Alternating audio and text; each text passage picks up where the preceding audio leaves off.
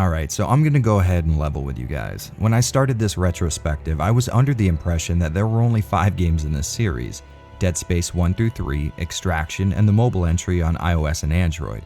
I genuinely had no idea something like Ignition even existed, and to further compound that situation, it fills an oddly specific niche. So I guess if you're one of those few people that love puzzle games but you can't seem to find a way to marry that hobby with your love for motion comics, well, I've got some good news for you.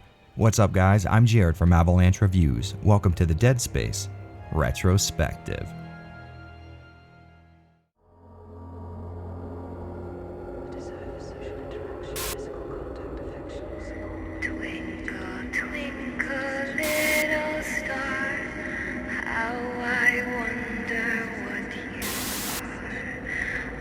Above the world so high, like a diamond in the sky. You know, I really struggled with the idea of where to start here because this is such an odd situation, but I guess let's put our first foot forward with the basics. Dead Space Ignition is a puzzle game released on Xbox Live and PSN. Saying it's a puzzle game though sort of narrows what we're actually dealing with here. Like all other Dead Space side media, this game's point, well, besides making money, was to tell a story that would better flesh out the events in between the main entries. This time, that story being the nonsense that preceded Isaac Clarke's rude awakening on the Sprawl in the second game. So it's got way too much story for me to call it just a puzzle game, but if I called it a motion comic, some of you might be a little confused when you had to solve puzzles in between story sequences.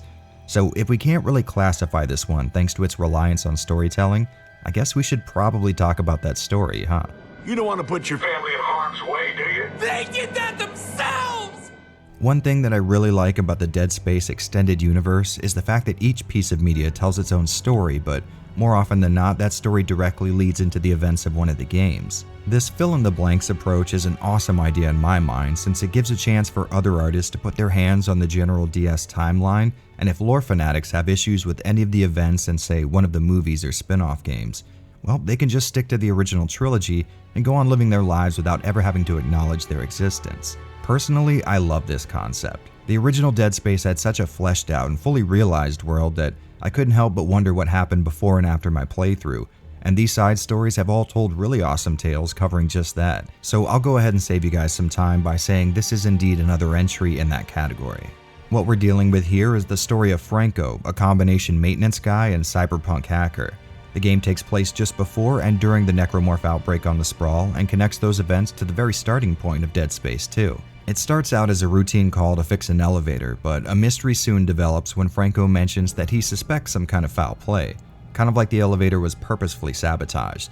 From here, we don't get too much time to ponder those implications because the boss calls our team over to a computer mainframe that's going to need some puzzles solved before it's going to work. After yet another call from the boss, Franco and Alex get the news about some kind of outbreak, and there are a lot more gadgets that need fixing all over the Sprawl because of it. On the way to the next support ticket, the two run face first into the business end of a full-scale necromorph infestation. His partner Alex, being a cop, takes charge and figures out the whole dismemberment thing, only this time without the use of any kind of graffiti on the wall, and the two make their way to a tram station until they get further orders, and along the way they find people needing Franco's help in about every room they come across. Throughout this process, our guy has been getting secretive text messages with cryptic commands like "ready to rise." When Alex finally asks about these weird messages, Franco laughs them off as wrong numbers or appointment reminders, but in a way that shows he's definitely got something to hide. What was that? Wrong number. Weaver said we're having comm trouble. Must have got lines crossed somewhere. Oh, and I probably should have mentioned that it's implied these two are bumpin' uglies, a key fact that makes one of the game's endings pretty damn heart-wrenching. But to be totally honest, I would really like not to spoil any of them. This is a really short affair, with my first playthrough lasting something like an hour and 40 minutes, so it's not like you guys are going to need to invest a lot of time into seeing each of these alternate events, and honestly, I would recommend it. This whole seeing things before and after they get wrecked to shit is a cool concept, and the back and forth between Franco and Alex is fairly well done. Christ, look at this! Now we know why they didn't get many outbreak reports down here. There's nobody left to call them in. Overall, like I said, it's a pretty short story, and I wouldn't say it holds a candle to the official Dead Space motion comic, but I don't think it's trying to. It seems to me these guys had a story to tell and some ideas for a few puzzles, and well, that's exactly what we got. So I guess go into this thing understanding that it won't be some kind of 10-hour epic, but Instead, a short but interesting story connecting the events just after DS1 and just before DS2. I don't know, maybe I'm being soft on this thing, but at this point I would jump at any chance just to get immersed into that oh-so-recognizable Dead Space world again. So if you're in the same boat and you're just looking for another quick DS fix, I think I found the perfect game for you. Oh, also if you're wanting to check this motion comic out but you hate puzzle games, there's actually an option to unlock all of the story scenes without ever playing past the title screen, so I guess that's kind of cool, but imagine being a puzzle designer on this game and watching them institute an option that allows people never to see your work. Even for Dead Space, that's pretty brutal. I have no idea, but I do know this. I'm hanging on to this plasma cutter. Gameplay in Ignition is pretty damn easy to summarize. You spend a few minutes watching the motion comic unfold, and the story will eventually contrive a reason for Franco to hack something. That hacking process typically plays itself out as one of 3 different puzzles. First off, there's Traceroute, which I guess plays like a version of Tron's light cycle but without any of the turning. This little minigame is probably the most mechanically challenging that you'll find in Ignition, but to be honest, I think it might be rigged in my favor. No matter how poorly I was doing, I always seemed to win just by the skin of my teeth. Now, I would absolutely love to tell you guys that this is because of my finely tuned gaming skills, but those of you who have spent more than a few seconds in one of my streams knows that is definitely not the case. So what are we saying here? Like, at what point do we finish the fight? Oh, you fucker. Either way, I had fun with this one. As you continue playing the game, you unlock cool new features like droppable traps for your opponents, or counter-hacking measures, I guess. The only complaint I had was that my PS3's analog stick felt a little loose, kind of like there was a big dead zone, so I had to move the stick a little more than I expected. And for some reason, this minigame doesn't let you use the D-pad, even though it seems perfectly suited for this kind of gameplay. While you're heading towards the finish, the course will twist and turn, and this can be super disorienting, but in a really cool way. When it would alter my perspective, I felt like some kind of a super genius every time I was able to pull ahead while accounting for totally new directions with new controls. Not too bad a way to spend a minute or two in my opinion. The next puzzle, System Override, is kind of like an attempt at a tower defense game. You can choose to disperse your little hacking tools in one of 2 directions, and you have a lot of different tools at your disposal, like ones that can stealth by certain nodes but get caught by the searchlight looking ones, or my favorites, the little guys that corrupt nodes and cause them to attack each other.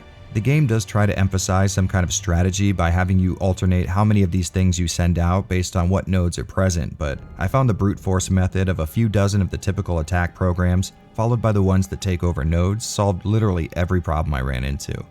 As you progress through Ignition, you level up how many of these things you have access to, and by the time you start your 3rd playthrough, you'll be able to unleash a near infinite amount of these things, taking away all of the challenge, but I'll be damned if it's not satisfying as hell finishing one of these boards regardless. There might be no real strategy, and they might be easy as hell, but these puzzles ended up being my 2nd favorite, which leads us into my number 1 hardware crack. Now, there's a little bit of context needed here. Round about 4 years ago, I covered the top-down action RPG Crosscode, and during my time with that game, I sort of found something out about myself. As it turns out, I really like puzzles that have me lining up reflecting streams of light.